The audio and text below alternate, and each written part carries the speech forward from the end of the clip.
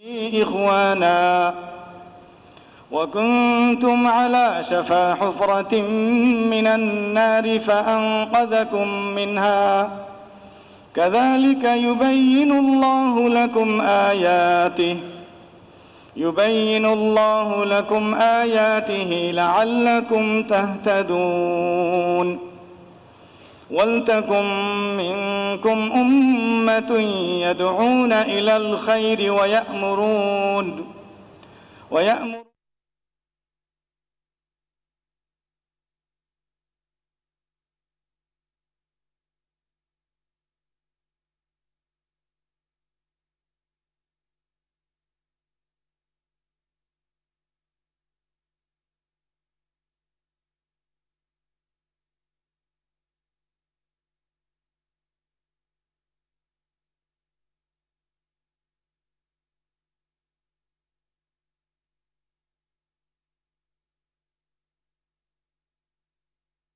إنك أنت السميع العليم الحمد لله সকলেই পড়ুন আলহামদুলিল্লাহ আলহামদুলিল্লাহ আলহামদুলিল্লাহ আল্লাহুম্মা ইন্না নাজআলুকা ফি নুহুরিহিম ونعوذ بك من شرورهم إنا كفيناك المستهزئون إنا كفيناك المستهزئين إنا كفيناك المستهزئين আল্লাহ তাআলার অশেষ মেহেরবানিতে আল্লাহ রাব্বুল আলামিন আমাদেরকে পবিত্র পরিচ্ছন্ন হয়ে দেশের সর্ববৃহৎ মসজিদে জুমার নামাজ আদায় করার জন্য সমবেত হওয়ার তৌফিক দান করেছেন।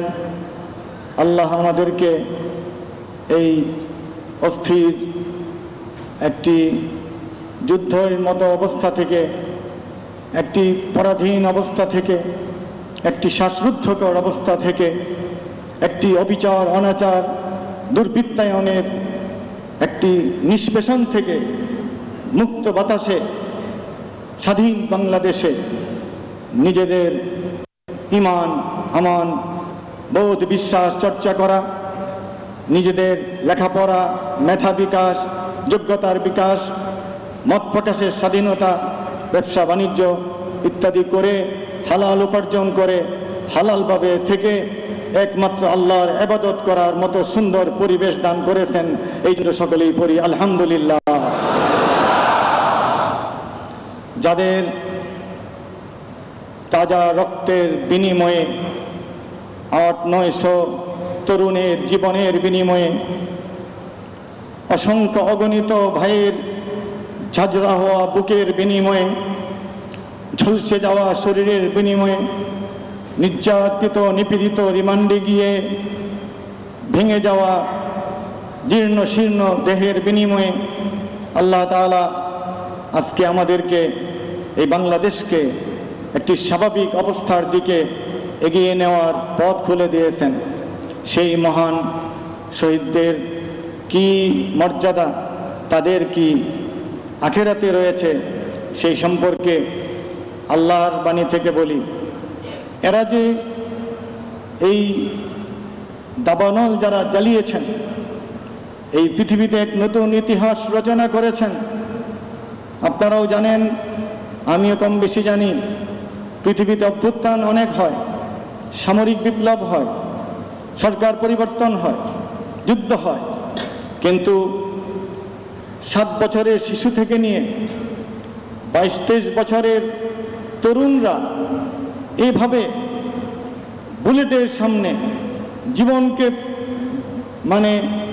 বিলিয়ে দিয়ে একটি সফল অভ্যুত্থান করে, তারপরে দেশের আইন শৃঙ্খলাকে নিয়ন্ত্রণ করে, নিজেরা ট্রাফিকিং করে, নিজেরা মন্দির পাহারা দিয়ে, নিজেরা মসজিদ পাহারা দিয়ে, নিজেরা প্রশাসন চালিয়ে, নিজেরা সেনাবাহিনীর সাথে যোগাযোগ রেখে তাদের সহযোগিতায় একটি অন্তর্বর্তীকালীন সরকার গঠন করে সেই ছাত্ররাই অন্তর্বর্তীকালীন সরকারের সদস্য হয়ে এইভাবে 7 দিন 15 দিন পুলিশবিহীন একটি দেশকে যে চালিয়েছে, নিঃসন্দেহে পৃথিবীর ইতিহাসে এক নতুন ইতিহাস তারা রচনা করেছে।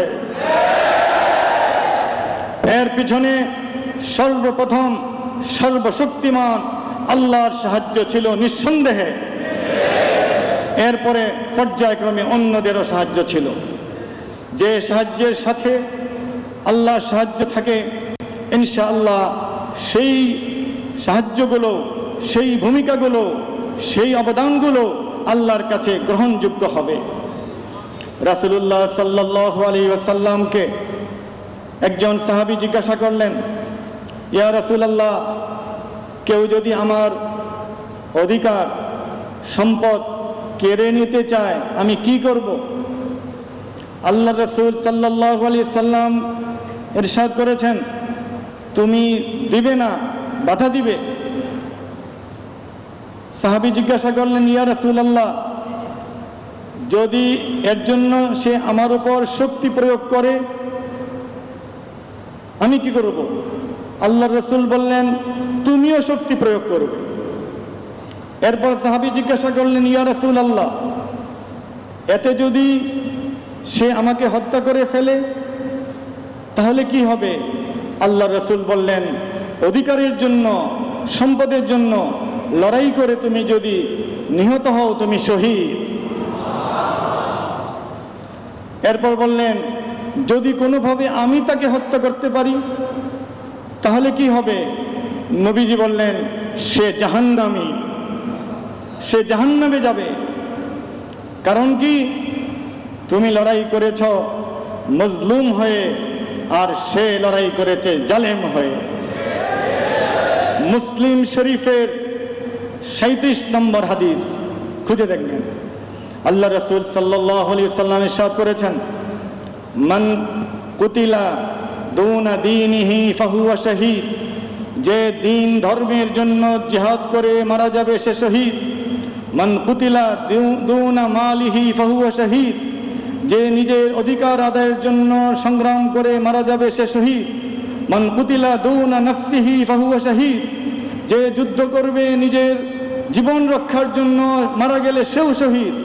মান কুতিলা দুনা আহলিহি ফাহুয়া শহীদ, আর যে ব্যক্তি নিজের দেশ, নিজের জাতি, নিজের পরিবারকে রক্ষার জন্য যুদ্ধ করে মারা যাবে সেও শহীদ। আল্লাহ রাসূল সাল্লাল্লাহু আলাইহি সাল্লামের এই দুটি হাদিসের আলোকে আল্লাহর ঘরে বলে বসে আমরা আল্লাহর কাছে এই প্রত্যাশা করতে পারি, এই গত জুলাই মাসের এই সংগ্রামে, এই প্রতিদিনের লড়াইয়ে, এই ঢাকার বুকে সারা দেশে যত তরুণ, যত ছাত্র, যত আলেম, যত ইমাম, যত ভাই বন্ধু যারা মারা গিয়েছেন সকলেই শহীদ। শহীদের ব্যাপারে আল্লাহ তাআলা বলেছেন, ولا تقولوا لمن يقتل في سبيل الله أموات بل أحياء ولكن لا تشعرون। যারা আল্লাহর পথে লড়াই করে মারা গিয়েছে তাদেরকে তোমরা মৃত বলো না, তারা শহীদ, তারা জীবিত আছেন, কিন্তু তোমরা সেটি অনুভব করো না। আল্লাহ তাআলা ইরশাদ করেছেন, ইন্নাল্লাহা ইশতারা মিনাল মুমিনিনা আনফুসাহুম ওয়া আমওয়ালাহুম বিআন্না লাহুমুল জান্নাহ, নিঃসন্দেহে আল্লাহ তাআলা মুমিনদের জীবন এবং সম্পদ তিনি ক্রয় করে নিয়েছেন, যে এর বিনিময়ে তাদেরকে তিনি জান্নাত দিবেন।